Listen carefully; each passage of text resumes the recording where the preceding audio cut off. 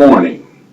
Welcome to the Austin Lucas Hour, coming to you out of Fort Worth at the Austin Plaza. Today, my hosts, Mark Kelly. Greetings, happy holidays.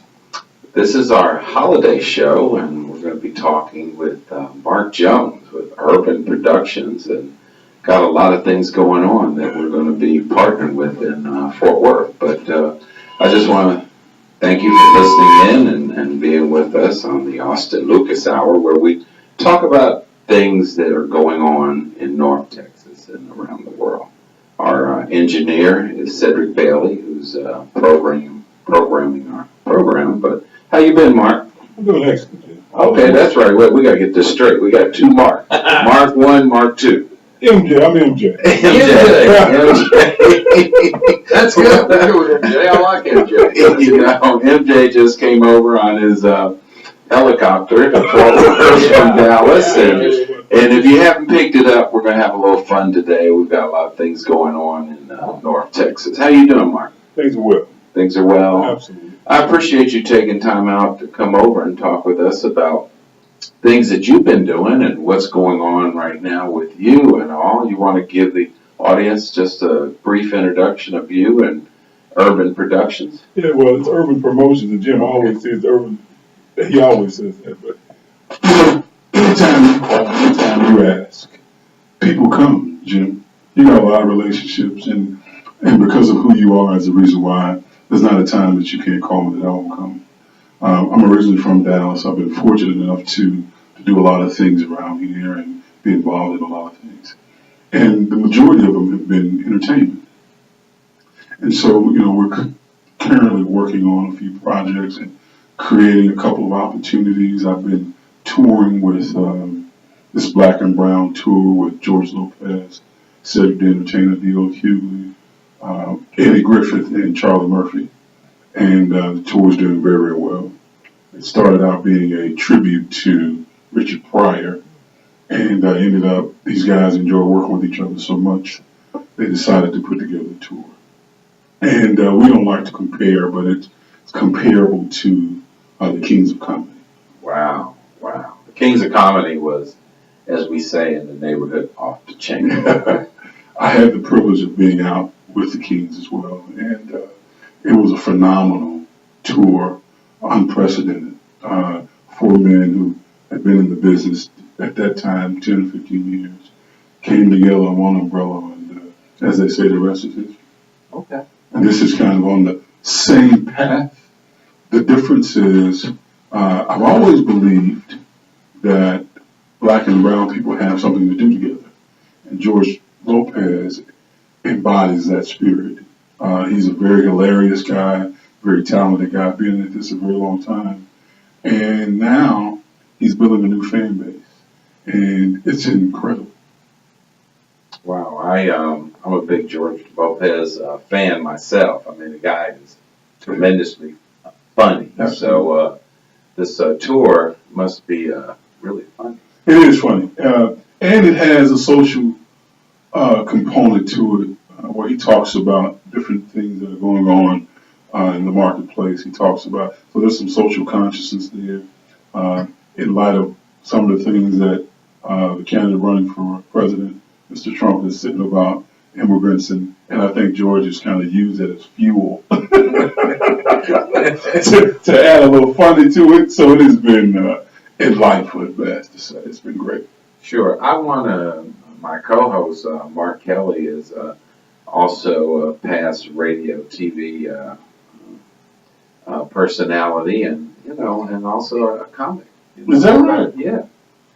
Dabbling. Well, Dabbler. I've got two questions, though, for you. One, I guess, more serious, and one more light and entertainment related. okay. And I guess the serious one would be, you mentioned that you've always thought that brown and black had something to do together. I felt that same way for a long time. Yeah. So I would like for you to speak to that and why I'm interested. My consciousness first became aware of that back in the mid-90s, Okay. when I was teaching public school at a predominant Latino or really Mexican high schools, one in Tucson and one out in Southern California. Okay. And at both those schools on Martin Luther King Day, really bad feelings erupted in the classroom. And I was caught off guard. I wasn't prepared for it. The first year I was all touchy-feely and sharing the love of Dr. King and my brown students. And so I was caught off guard. I don't know if it's because they felt like that, maybe Cesar Chavez and some of their heroes had not been paid the proper due, or if they were jealous. I don't know what it came from, but fights broke out in the classroom. I ended up breaking them up. So that was in Tucson. Then a couple years later, I was in Indio, California. Same thing happened. And I wasn't prepared for that. I thought, what's going on here? I thought, okay, we've got a real problem, in this country that no one's talking about at all. They're just on the back burner. So I'm interested in your feelings on all that. Well, I think that, first of all, there has been a very interesting misunderstanding. The leaders in both ethnicities have never really sat down and had a real conversation.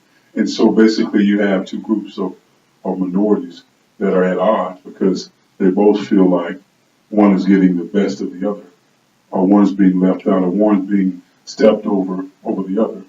And, I often say that if a house catches on fire, it doesn't matter who makes it out first as long as everybody gets out. And so I think that in looking at that harmoniously, the reason I believe black and brown and minorities have something to accomplish because they are minorities, number one, but they represent $3 trillion of spending. And people often talk about, as of late, 12 million people who are illegal, so on and so forth. But if 12 million people leave this country who are the laborers of this country, what would happen? And so... Oh, yeah. Have you ever seen a day without a Mexican? Well, not only that, but who's going to do the roofing now? Who's going to do the cleanup at the table at the restaurants and so on and so forth? Hey, I worked in a little resort town that 1 million tourists a year come through. And every one of those restaurants, pretty much, the Italian one, the continental one, Right. were all predominantly, I'm going to say Latino, because there were some guys from Nicaragua and Honduras, mainly Mexico. All those kitchens were pretty much run by and turning out good stuff. So, and that's what that film showed. Suddenly, all the Mexicans are gone one day, and everything shuts down. Everybody. Yeah. And to bring it back to home, who's going to do the laundry? Who's going to make the beds? See, America doesn't want a real conversation. We allow people to create propaganda and to talk because it's politically correct, but in reality, if you want to see America shut down, let the Hispanics or Latinos and the African Americans stop spending for a day and see how things change.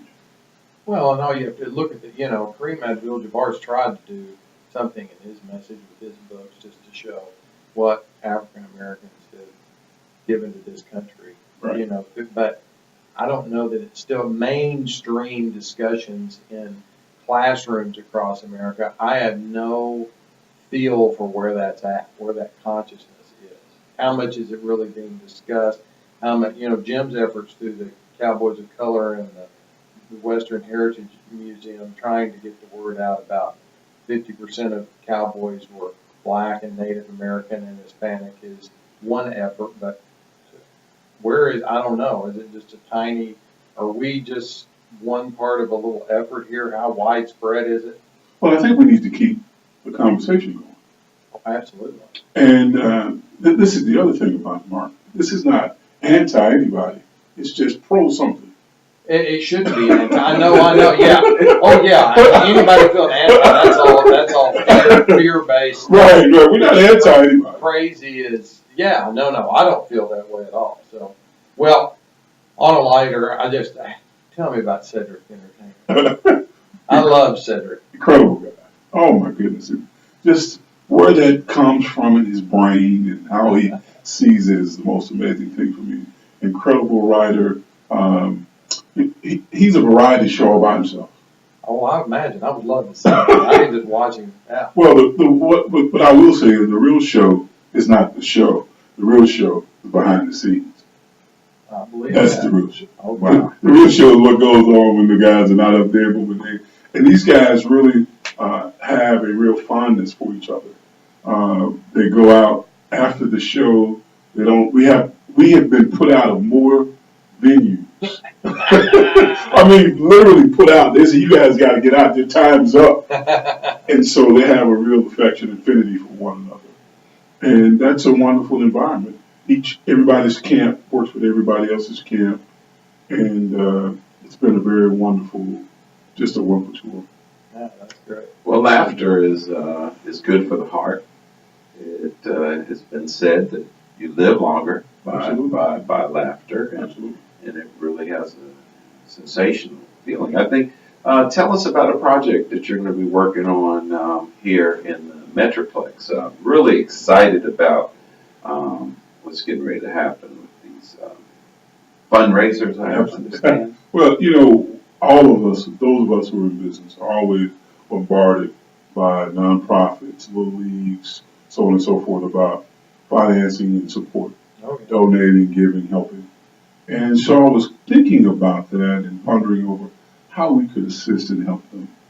And an idea came called fundraisers, F-U-N, not F-U-N-D, where we would bring in comics, very talented comics from around the country.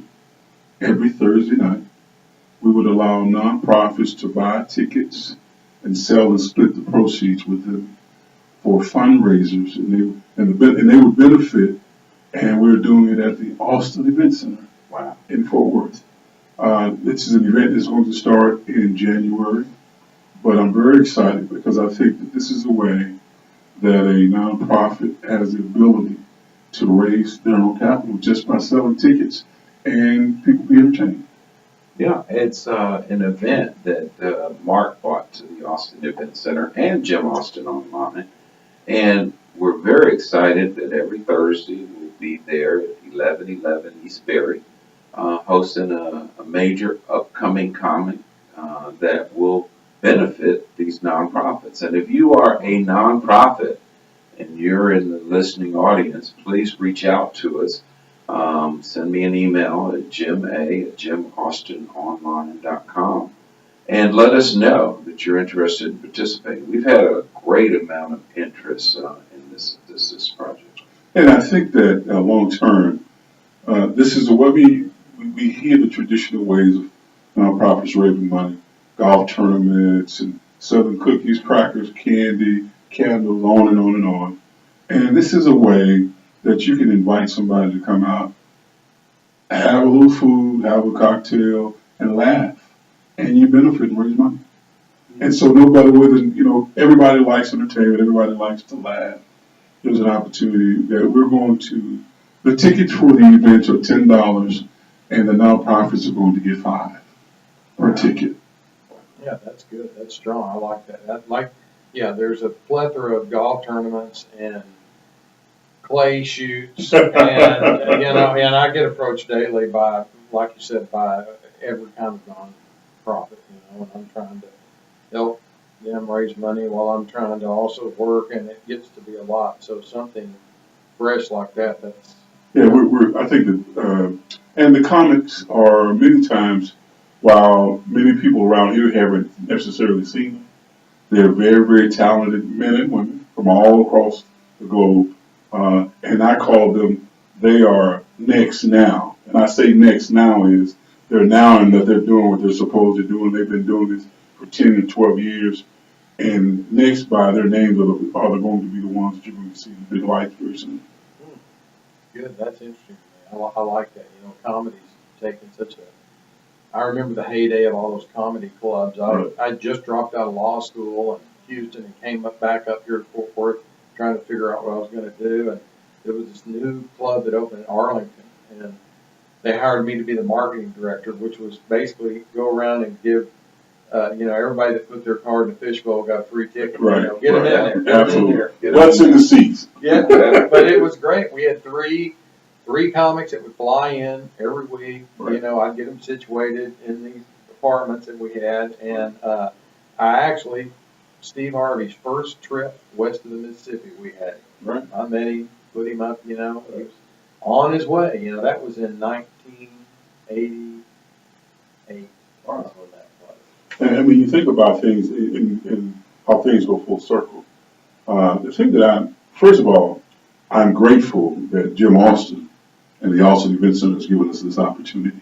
And so I want to say publicly to you how much I appreciate you willing to dare and wanting to give something back, wanting to be involved in helping nonprofits. So I want to say to you publicly in front of everybody, thank you very much for what you've done.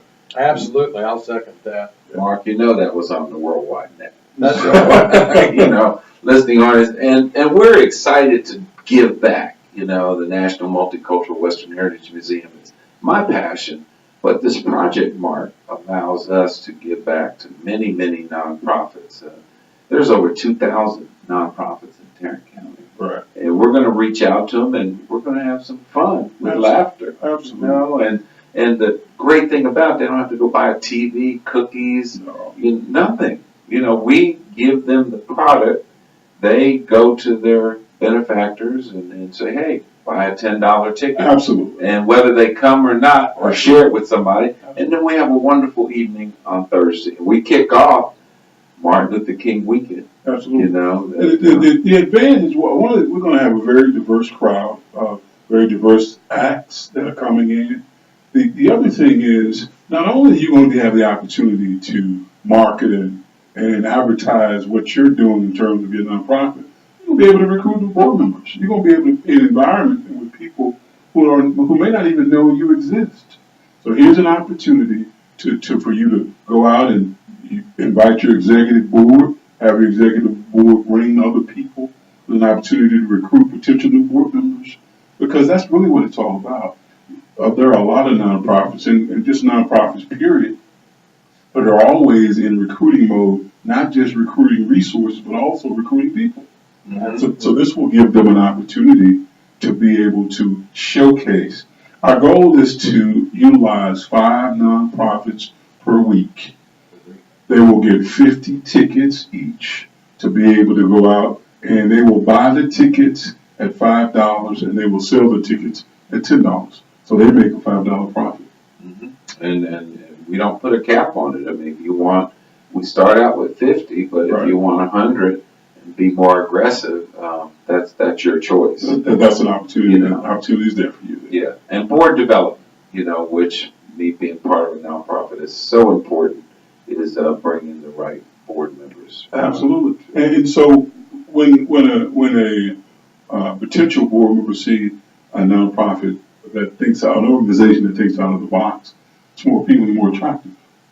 And you know, with being in a money crunch, we understand with federal funding cuts and so on and so forth, and corporations cutting their benevolence, this is an opportunity for you to raise your own capital. Mm-hmm. I mean, a $10 ticket? What's a $10 ticket? Oh, yeah. That's, Was that $2, 2 Starbucks? yeah, 2 Starbucks. A Starbucks and a half. A movie. You know, One movie ticket. yeah, just one. Yeah. Right. So, Absolutely. you know, these shows are not going to be very long. They're going to be on Thursday nights, but they're going to be, the total show is going to be from 7:30 to 9. We're out of there. And that's okay. Thursday night, I mean, the weekend starts. Right. We're sliding into Friday. Absolutely. Right? From 7:30 to 9, we're out, we're gone. And so we're excited about the potential of what we have here, and who knows what it could grow into and what happens next. But it's a great place to start. Well, one of the other things that I'm very excited about the Austin Event Center, we've got a lot of people booking their birthday parties, their family reunions, their church banquets, and we're open to events that can come out in our community. Right. You know, that you don't have to go into the hotel and be restricted to use their banquet facilities, that you can bring your own cater. Right. You know, you can bring your own DJ, your photographer. So real excited. But one of the things that's coming up, December the 19th, we're going to be doing Kwanzaa. Wow. Fort Worth. That's amazing. You know, and as far as I know, last 3, 4, 5 years, there hasn't really been a Kwanzaa Fort Worth. I know John Wiley Price does a big one over in Dallas. Yes, that's correct. And it's the weekend, the 12th. Well, we're the 19th, so if you're a business that would like to sell your Christmas products, please go on AustinEventCenter.com. Kwanzaa Fort Worth will be December the 19th. And that'll help us promote and maybe find some nonprofits that want to participate with the comedy. Well, let me tell you why it's important. There's such thing as group economics. There's been research, and analysts have been talking about what is group economics. Well, in the Jewish community, their dollar circulates at least 18 times before it leaves their community for goods and services. Mm-hmm. The Arab and Asian community, their dollar circulates 12 to 14 times before it leaves their community for goods and services. And the white community, their dollar circulates from 8 to 12 times before it leaves their community for goods and services. In the African American community, the dollar circulates less than 8 hours. Wow. Mm. Wow. Less than 8 hours. In the city, in the county that I live in, we've done numbers that says $1 billion leaves that part of town, the southern sector of Dallas, for goods and services. $1 billion. So if you start thinking about why group economics makes sense and why spending dollars with African Americans makes sense, if $1 billion poured in our community, we wouldn't need anybody else to help us find jobs and create opportunities. We would hire and create our own opportunities. Wow. And so that is the reason why it is so important that this Fort Worth Koala Fest makes sense. It's important that our dollars make sense, that we're conscious of where we spend our money. That's the reason we employ more people that way. We become self-sufficient that way. And so it just makes good sense to be able to utilize, and other ethnicities are excited about you being self-sustainable, that you take care of your own, Mm-hmm. so that nobody else has to. Yep. Well, we're going to go ahead and take a break, make sure that Jim Austin Radio stays online and give our advertisers an opportunity to speak out. So we're going to take about a 3-4 minute break, and we'll be right back with you with our guest, MJ, and my host, Mark Kelly.